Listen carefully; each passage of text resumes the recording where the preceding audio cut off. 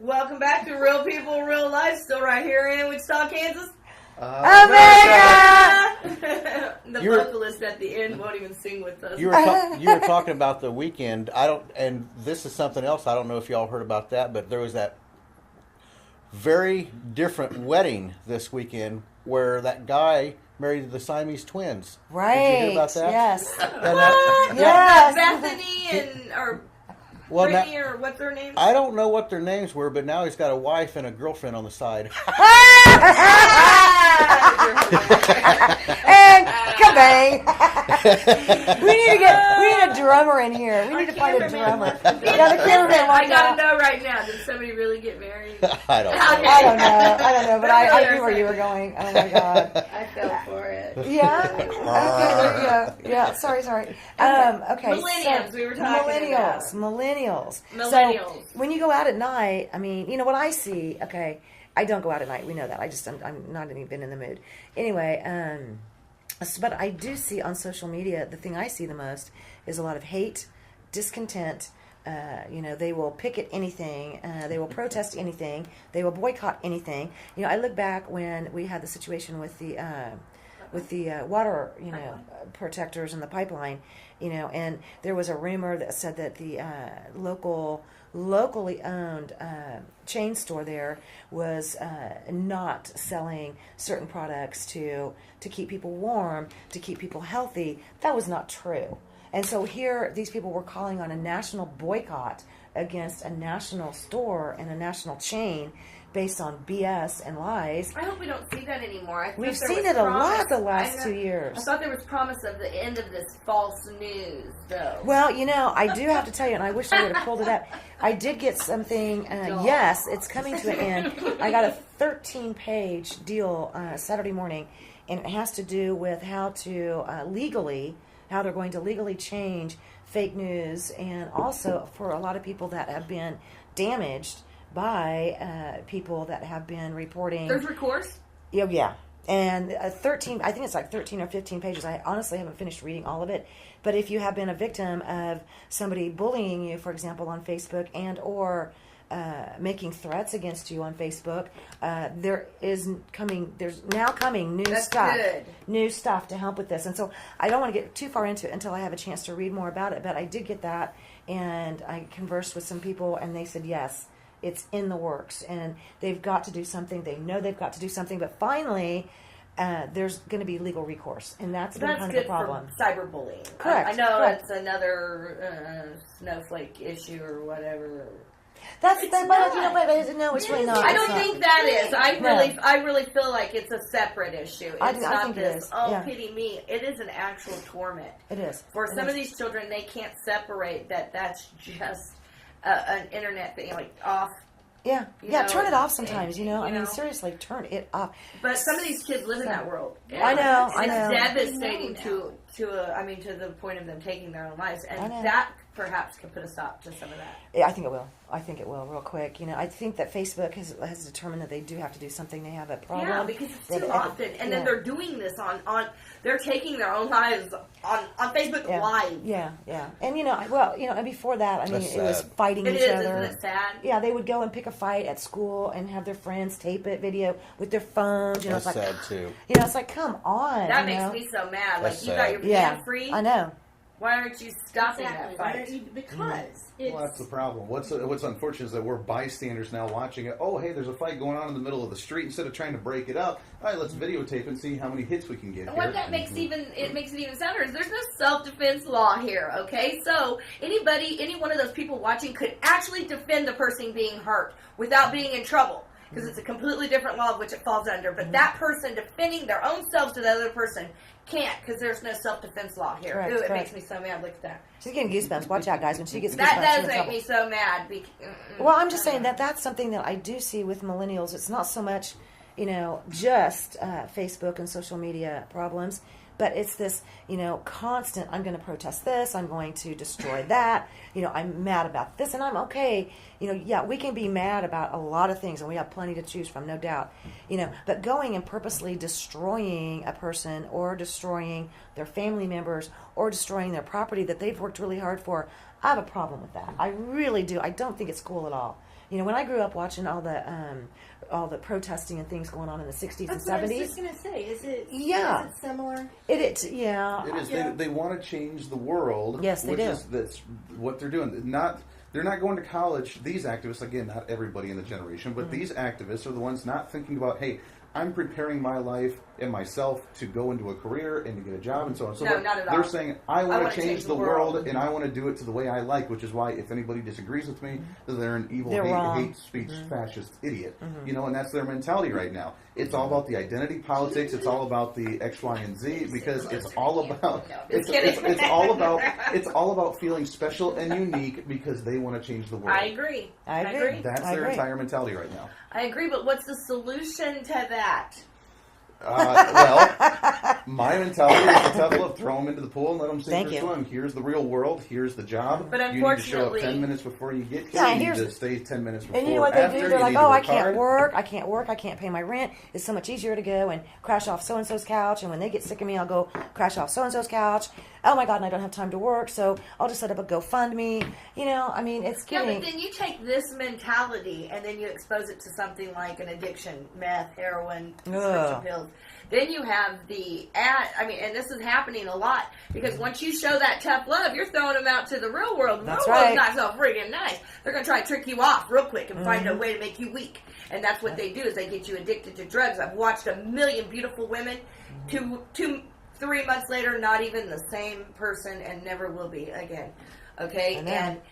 And that's what tough love, you're really making a choice. And it's a hard world out there. You sure they're prepared for that kind of tough love? Well, there's a difference in saying tough love to you're all out on your own 100%, and if you fall, then it's your own damn fault kind of thing, to, hey, you need to do this. The parents, sorry, you're not going to live here anymore. You're not going to live in the basement of our home. And Right. that's You're what gonna do your exposes thing, them. But when they do fall, be there to pick them up and say, you know what, you failed. We need to get you back on there. But you know what, you're not going to be down for long. You're not going to play the victim. You're not going to say the world's against you. Get back up and get her done again.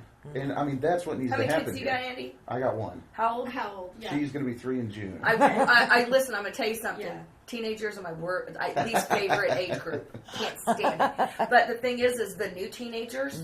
This new round of teenagers, my favorite. I love them. But that pendulum is swinging. So yours is it's gonna be in the middle. She's gonna be that tough one. She's gonna be hopefully an Plus, is she orchestra. cute or is she ugly?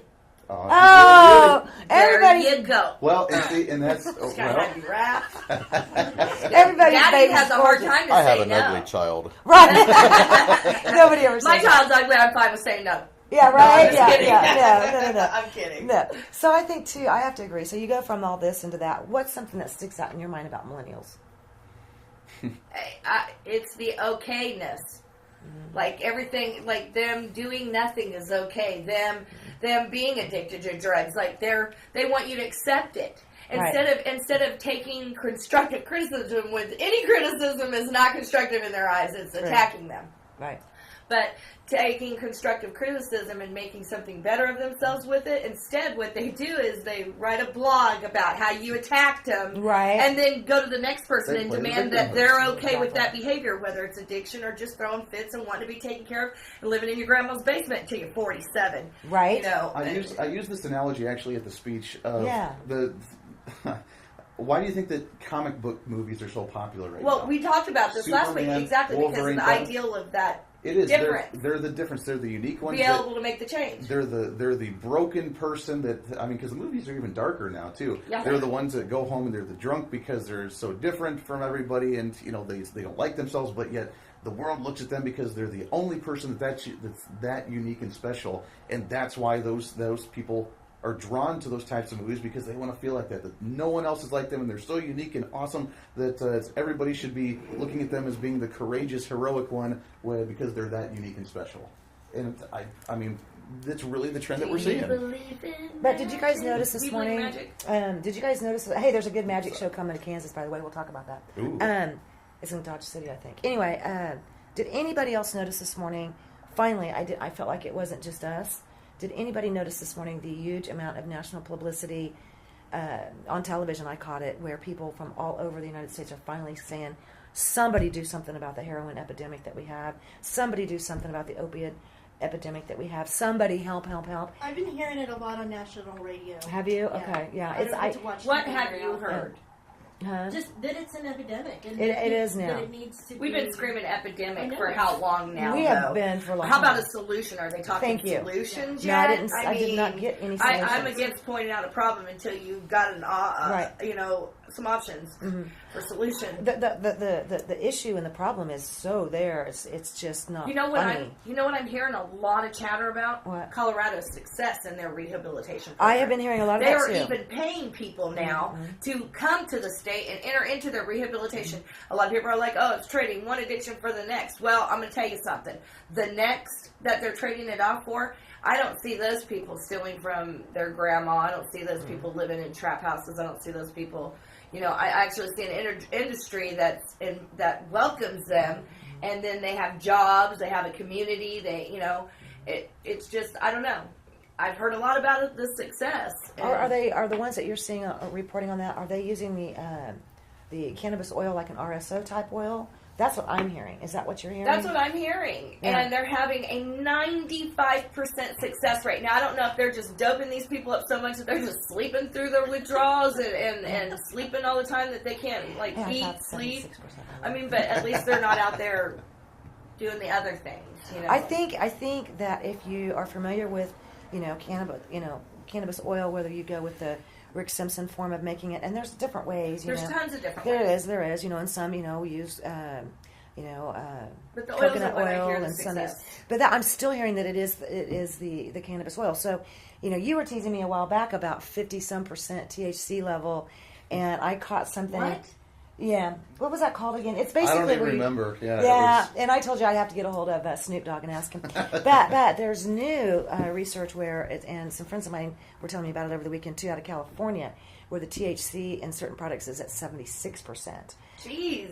So, but That's what I'm saying. I'm saying if you understand that when you get to that healing point, whether it's a cancer problem or it's you've got somebody that you've got to get them off of prescription medications, you have to get them off of heroin, you have to get them off of LSD, whatever those horrific situations are, you are looking at probably a 40 to 70% THC level cannabis oil. Oh yeah, you are.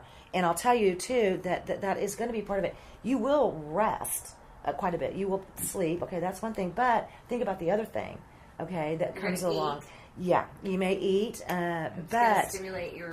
it will help you. It helps open your lungs. It helps just get that whole body back on track because you're finally getting your cannabinoid system to work. So I think that's part of it. But I think too that if you follow what's going on in Colorado, you will see, just like everybody, yes, they have a problem with homeless. Yes, they have a problem with addiction. Not on the marijuana side. I don't want to confuse anybody, but definitely on the heroin side. One of the cities not too far from us, Trinidad, has a major problem. And I'm over here like going, hey, wait a minute. Get some oil, okay? Because I have personally seen people that have detoxed off of heroin. Yeah. They've detoxed off of Xanax. They've detoxed off of horrible alcohol that they had to go. I mean, these people were Prescription drinking every day, painkillers. every day. They were taking painkillers. They were taking this and that every day. And they have successfully, in about 2 to 3 weeks, in some cases, Yeah. gotten completely clean using cannabis oil. And I've seen it too many times. It's like I've also seen And their people. success rate is long term. Yes, it is. It is. So I want you to understand that that's just one of many things that I think that we do need to kind of maybe take a look at. I think it will help. Well, we don't got the right answer now. I mean, Well, we we're at surely a don't. 5% success rate. That's ridiculous. I know, and it's crazy. it costs a fortune. And so, like what we were talking about, the millennials. Wait, we like, got to take one quick break. Oh, One no. quick break, and then we still have to get back to Paul. Paul's over here like, I'm ready to talk about. He's Prestige. hungover. He didn't want to I'm come. not hungover. Yeah, okay, yeah, you He guys said, look don't like- say that. We've Okay. been on Facebook Live on break that. We'll be right back. Real people, real life, Wichita, Kansas. America. America.